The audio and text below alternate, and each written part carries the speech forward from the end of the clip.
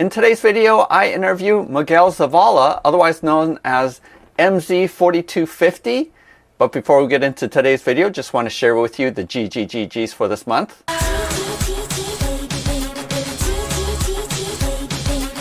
Each month, Bob the Beholder picks some of my Patreon supporters to receive gratitude gifts. And for this month of October of 2024, we have a pledge for Rawhode game that was a Kickstarter this past month. We have printed villains from the Shadow Curse Kickstarter that's going to be mailed to you.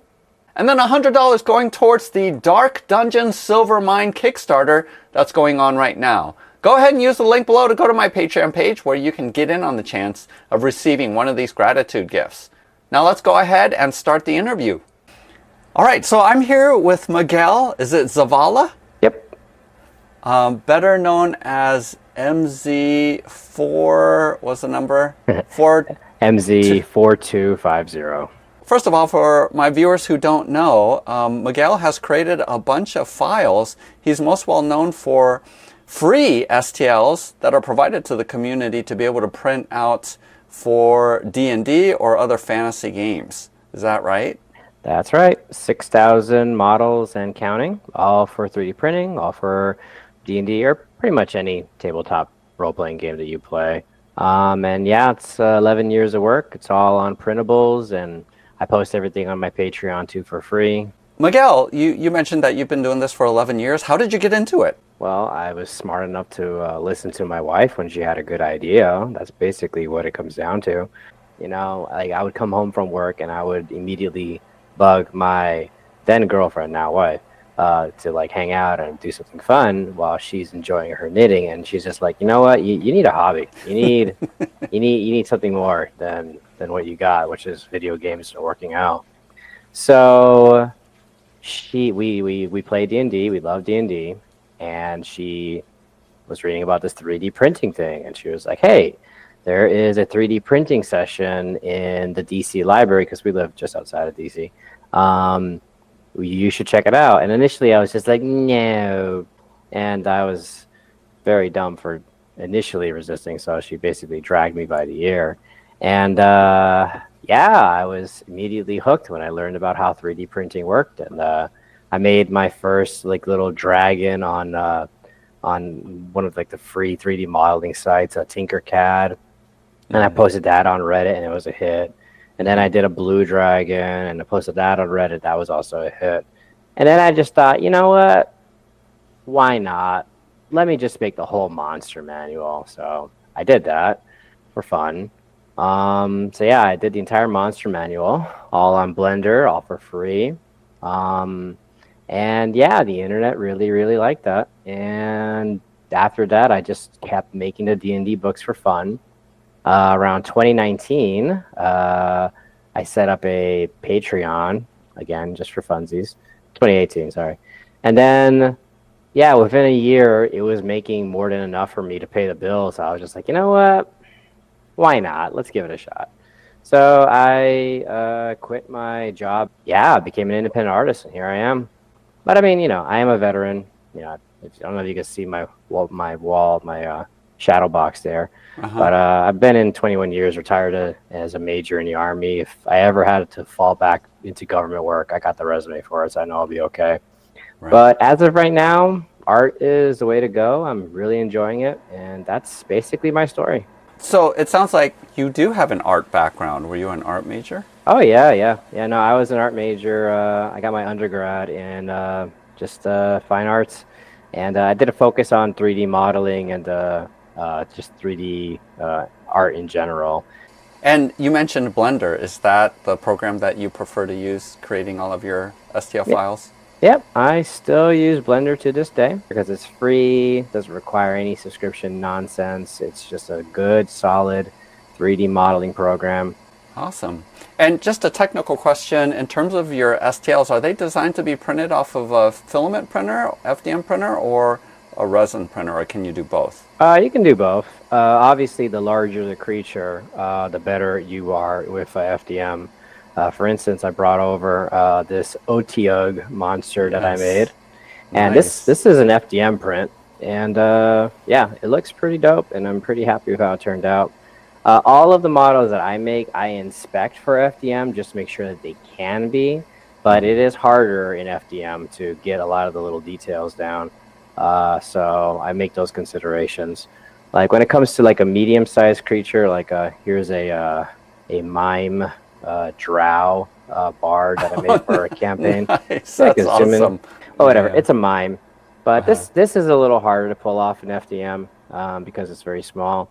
Though what I do when I do want to print FDM humanoids is I print them on their backs with their limbs facing upward as much as possible, so that way you don't need supports in the fingers. And whenever I print like because I print all the stuff I need for my personal D&D games.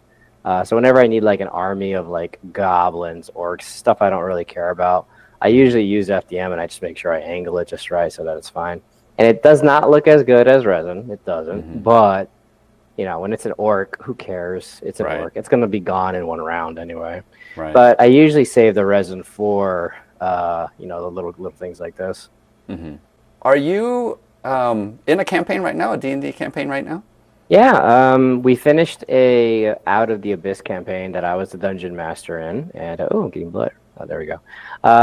Yeah, we just finished the Out of the Abyss campaign where I was the dungeon master, and yeah, I printed all the stuff I needed for it. I made a pretty sweet Loth baddie as like the ultimate bad guy that they fought. That wasn't a part of the story. I just kind of threw it in there because I just felt like showing off. They did all survive though. They did save the world. It all worked out. They all had their fun, happy endings. So it was good. But the next campaign I'm going to be a player in, so I'm very excited about that. Viewers, use the link below to go to Miguel's Patreon page, because since all of your miniatures are provided for free, this is basically how you're able to make enough income in order to do this full time. Is that correct? Yeah, I have enough patrons to pay the bills and, you know, take care of my family. So like I'm pretty good with like where I'm at. And all the stuff that I make is free, but there are enough people out there that think that I'm cool and want to support me. So they're there and they're awesome. I do offer little perks. I try to make it at least a little worthwhile. So like I have my personal Google Drives that has all of my stuff. So like I share that. So that's nice. There's a Discord. There's commercial options because roughly about 50% of the models that I've made, like you cannot sell prints of. Like that's big no-no. You will get sued. Right. But things like vampires, dragons, goblins, nobody owns those things. So there's roughly about 3,000 models that I've made that are safe for commercial use. So I put that in its own personal drive for people who want to support me on the commercial level. So like I've done stuff that I think makes it interesting enough for people who want to consider supporting me beyond being an okay dude. But based off of everything that I've seen, though, a lot of people are just cool with just supporting me because they think I'm okay. So yeah, which is awesome, right? I just love the gaming community because they show so much love and support if they are really benefiting. My personal experience has been people are willing to support their favorite STL artists. I just love the gaming community. I think they're awesome, and I just love the fact that you have almost 30,000 members, right? Not all of them are paying, but that is an incredible amount of support. Yeah. Out of the 30,000, obviously, like 15% are the actual paid ones. But again, that's more than enough to pay the bills. I'm good. I think one of the favorite things about this community, though, is definitely the folks on the Discord that I set up, because I wanted to ensure that it was a very friendly place, but B, it's a place where people would get help with their prints, because every 3D printer, I swear, is different. Everyone has its own little curse, its own little gremlin inside, and they help each other improve their experiences, improve their prints. And then also there's like help for like people helping with like their paint jobs and stuff. And it's just been a lovely, lovely experience. So I'm really happy with how the Discord has turned out. So I forgot, that's another perk I do in my Patreon. Once a month, I do a contest where I pick a theme and the patrons submit their prints based off of the theme. And then the prizes vary, but usually it's a $500 gift card for Anycubic. which is a big 3D printing company. And then I offer second and third prize custom mini that I designed for them. And yeah, it's been a really good experience. Yeah. There they are. Nice. That's funny. Just immediately image your ad, like baby stuff. It's funny. But yeah, no, those are all minis that I designed. Actually, look at that. That's the Loth mini that I used in my campaign. Nice. Obviously, that's not my actual mini. Mine was a different paint job, but that's the mini that I threw at my players in the last campaign, and it actually came out pretty good. But yeah. So that's my page. That's the community. They're awesome, and I'm pretty damn happy with how it's going so far. I love this. Yeah, the Owlbear Janitor. If you see a very weird mini that I've made, it's because a patron requested that. And they have very strange minds, and you know what? I'm here for it. That's right. That's awesome. Okay, Nice. there you go. There's a dragon skeleton, a dancing creepy goblin. There's an ogre zombie, and yeah, it's just dope. Vecna, yeah. Beholder. Look at that. Yep, Beholder zombie. Yep. And the reason why you're able to create, because I know the Beholder is trademarked, by Wizards of the Coast, but you're able to create these because you're not making any money off of them. Is that right? Yeah. Every creature that's protected by the Wizards of the Coast IP falls under their fan content policy. So I'm allowed to make the art, but it has to be free. But I'm on good terms with them. They're nice. They've always been nice, and yeah, it's been fine with how things have been. Oh, here's my printables page. There you go. That's right. So this is where, again, viewers, just use the link below. You can go to the printables page. Again, all of these. Look at this. 617,000 downloads. That's amazing. Yeah. So, and check this out. I love this. The Goose Hydra. Oh, yeah. That is awesome. I actually brought him over because I thought I'd bring him out for the interview. But yeah, I brought my Goose Hydra out. He has made various funny cameos in my campaign.